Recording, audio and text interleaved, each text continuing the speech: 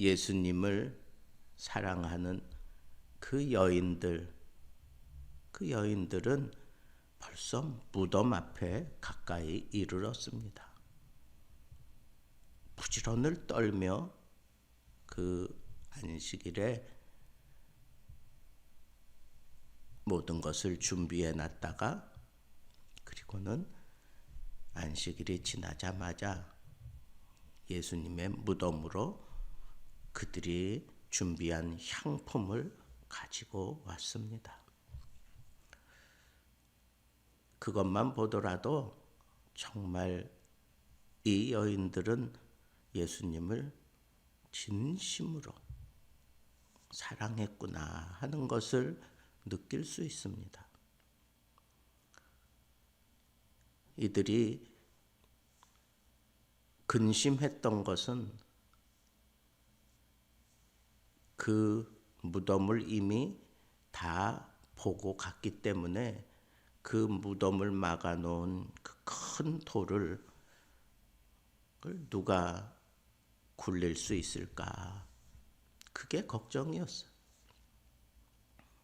로마 군병이 지킬 것이라고는 생각도 못했을 겁니다.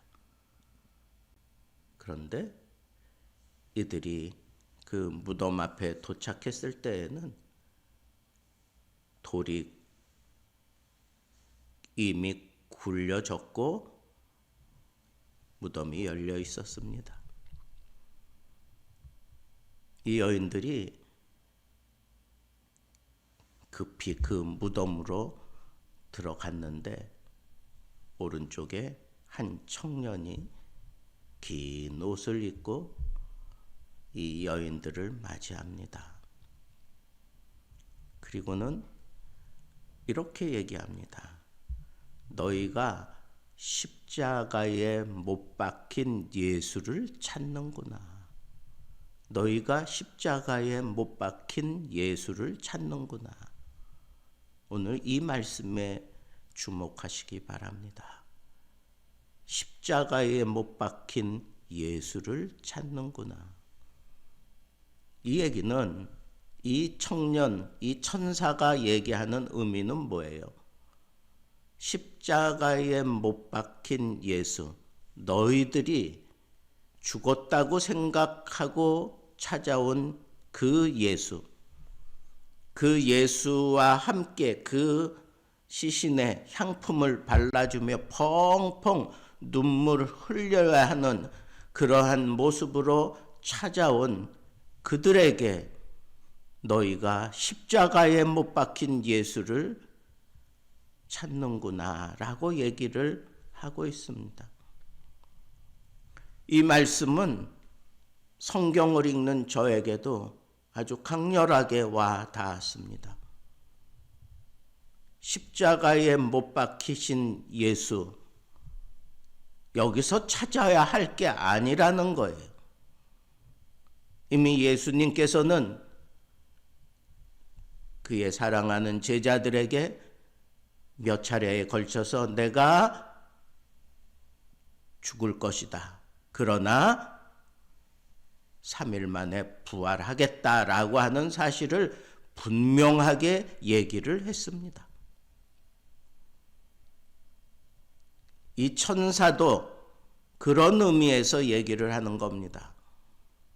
예수님께서 이미 살아나셨느니라, 이미 부활하셨느니라.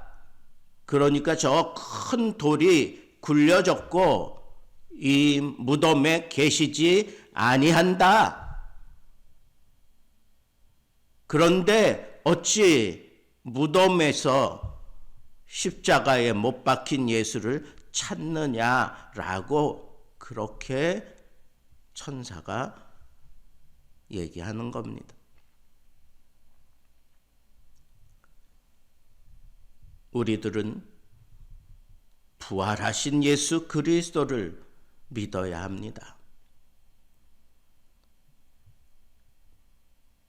예수 그리스도와 함께 생활하는 것은 부활하신 주님이 나와 함께 하고 계시는 겁니다. 예수 그리스도를 영접할 때에는 십자가에 못 박히신 예수 그리스도를 통해서 그와 함께 죽고 그와 함께 다시 살아나는 것이라고 사도 바울은 우리에게 얘기하고 있습니다. 그리고 난 이후에는 주와 함께 죽고 주와 함께 살아났으면 그때는 무덤에서 십자가에 못 박히신 예수를 찾는 어리석은 모습으로 살아서는 안 됩니다. 우리 주님은 말씀하신 대로 부활하셨습니다. 그리고 그 부활하신 권능을 가지고 우리들을 다스리시는 겁니다. 우리들과 함께 하시는 겁니다. 우리 속에 거하시는 겁니다. 우리가 이 세상을 살면서 예수 그리스도의 놀라운 은혜와 능력을 내 몸에 짊어지고 살아가게 되는 것도 부활하신 주님 때문입니다. 부활하신 그 능력 때문에 우리가 이와 같은 은혜를 내 삶 속에서 누리며 살게 되는 것입니다. 그런데 우리는 부활하신 주님을 찾기보다는 무덤에 있는 예수를 찾아가는 그런 어리석은 모습으로 살 때가 종종 있다고 생각이 들었습니다. 예수께서 부활하시고 나와 함께하고 계신다라고 하는 이 분명한 믿음을 가지고 있다면 무엇보다도 우리는 근심, 걱정할 필요가 없습니다. 우리는 기뻐하는 삶을 살아야 합니다. 내가 이 세상 살아가면서 이보다 더 큰 기쁨은 있을 수 없습니다. 부활의 주를 누리며 부활의 주와 함께하고 있다는 이 사실보다 더 큰 기쁨은 나에게 있을 수가 없습니다. 나에게 큰 기쁨이 자리하고 있는데 왜 우리는 기뻐하지 못하고 이 세상 때문에 무덤과 같은 그런 냄새나는 세상 때문에 왜 우울하게 그리고 그렇게 속상해하며 왜 그렇게 믿음 없이 살아가는 겁니까? 이 말씀을 기억하십시오. 너희가 십자가에 못 박힌 예수를 이 무덤에서 만나려고 찾아왔구나. 어리석은 일이라는 겁니다. 우리 주님은 말씀하신 대로 이미 부활하셔서 돌을 다 굴려버리시고 그는 그 무덤에 계시지 않습니다. 그러면서 우리 주님이 당부하신 그 말씀을 이 여인들에게 그렇게 증언합니다. 천사가. 우리 주님께서 당부하신 말씀이 뭡니까? 가서 예수님의 제자들과 베드로에게 예수께서 너희보다 먼저 갈릴리로 가시나니 전에 너희에게 말씀하신 대로 너희가 거기서 배우리라.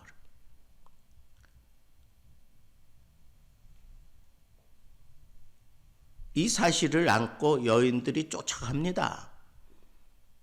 그래서 제자들에게 전합니다. 베드로도 그 소식을 들었습니다. 그러면 정말 그 제자들은 이미 이 말씀을 들었어요. 내가 살아난 이후에는 너희보다 먼저 갈릴리로 가리라 하는 이 말씀을 분명히 들었습니다. 그 말씀이 기억났을 겁니다. 그런데 사랑하는 제자 요한과 베드로는 무덤을 향해서 뛰어가서 거기서 빈 무덤을 발견하고 돌아왔습니다. 여러분, 물론 이것은 우리 주님을 사랑하는 척도라고 그렇게 표현할 수도 있습니다.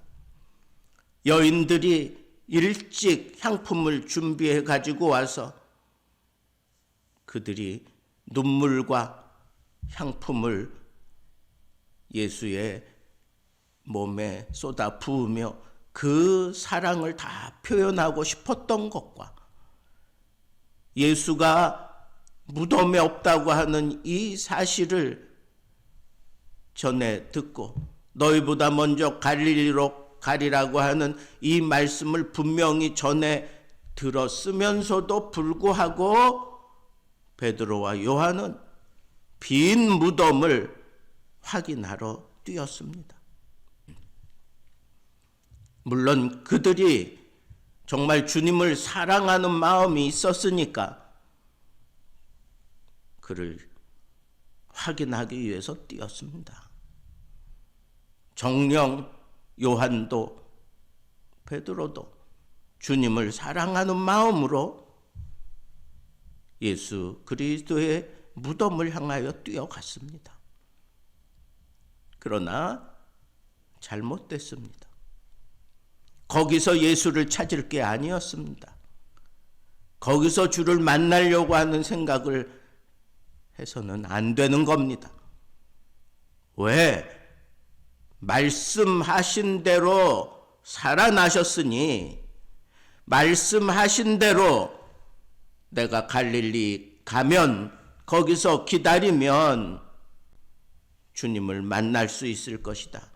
나보다 먼저 갈릴리로 가신다고 하셨으니 내가 갈릴리로 가면 만날 수 있을 것이다.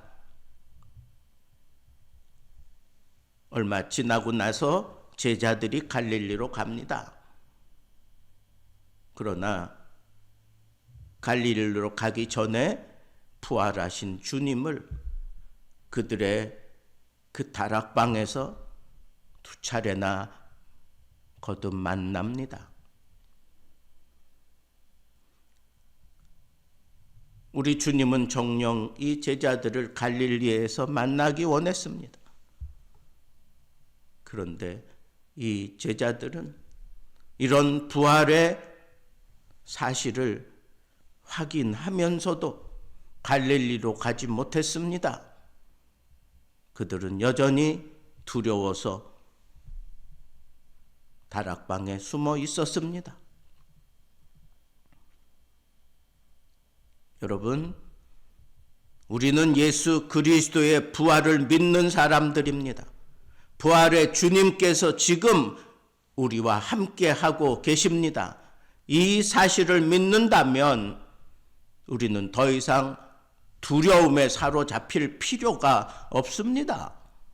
죽음을 정복하고 부활하신 그분이 나의 주님이시라면 우리는 두려움을 떨쳐내야 합니다. 이 세상에서 당하는 이 두려움을 우리는 떨쳐낼 수 있어야 합니다. 그게 믿음입니다. 어떤 상황이 나에게 덮쳐올지라도 우리는 두려워하지 말아야 합니다. 기뻐해야 합니다. 부활의 소식을 받고 기뻐하는 것이 당연하고 부활의 주님이 나와 함께 하시고 있다고 하는 이 사실에 우리는 기뻐해야 하는 겁니다. 무덤에서 십자가에 못 박힌 예수를 찾느냐? 너희는 부활의 주를 찾아야 될 사람들이다 라고 하는 그런 훈계이기도 합니다.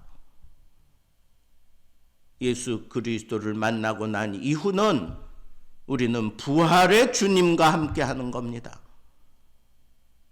예수 그리스도와 함께 십자가에 못 박고 그리스도와 함께 살아났으면 우리는 부활을 누리며 살아야 되는 하나님의 백성들입니다. 부활의 기쁨을 누리는 첫 번째 모습은 두려움을 떨쳐내는 겁니다. 그리고 기뻐하는 겁니다. 두려움을 떨쳐내십시오. 지금 여러분들이 가지고 있는 두려움이 무엇이든지 그것은 부활의 주를 섬기는 자들의 모습은 아닙니다.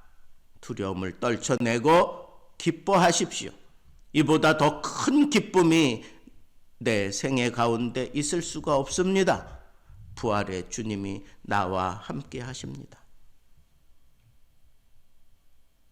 아직도 십자가에 못 박힌 예수를 찾는 자들은 무덤을 향하여 갈 것입니다.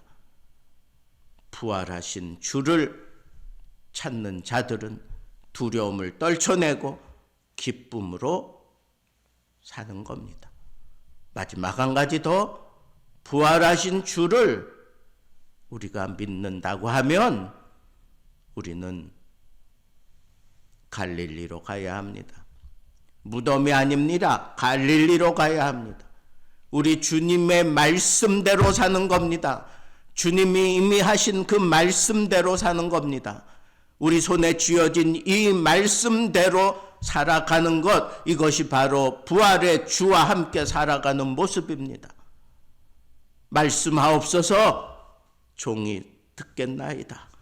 말씀하신 대로 내가 이렇게 살겠습니다. 이유는 우리 주님이 책임져 주실 줄을 믿습니다. 말씀대로 사는 거예요. 말씀에 순종하며 사는 겁니다.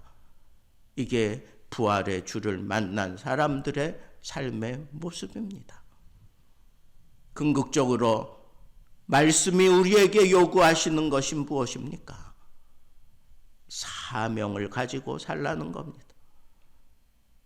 첫 번째 부활의 주를 만났던 여인들에게 사명이 주어졌습니다.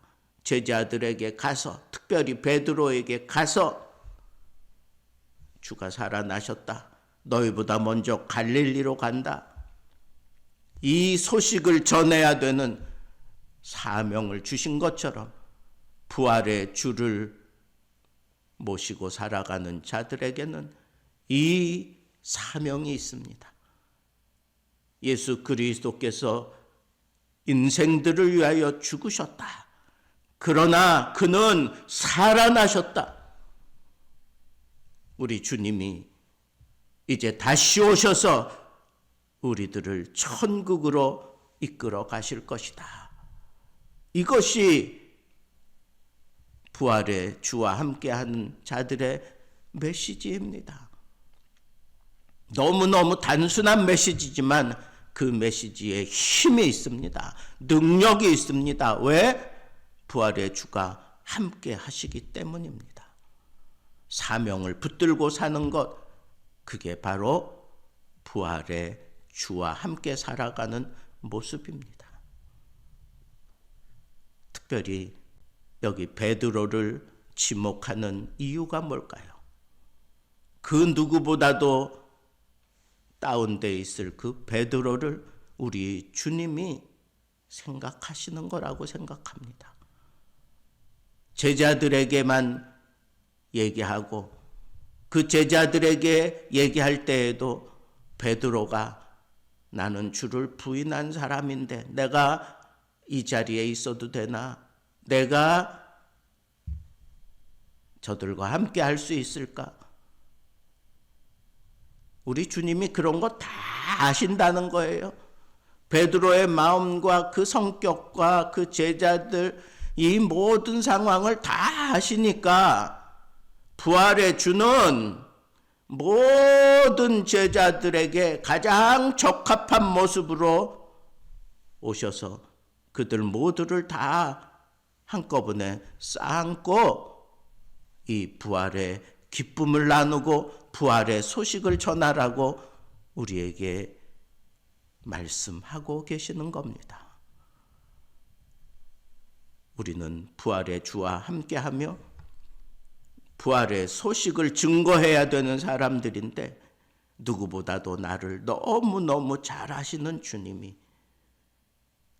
나와 함께 하신다고 하는 이 확실한 믿음을 가지고 우리 남은 인생 부활의 주를 증거하며 살아가는 참다운 제자들 되기를 우리 주 예수 그리스도의 이름으로 축복합니다.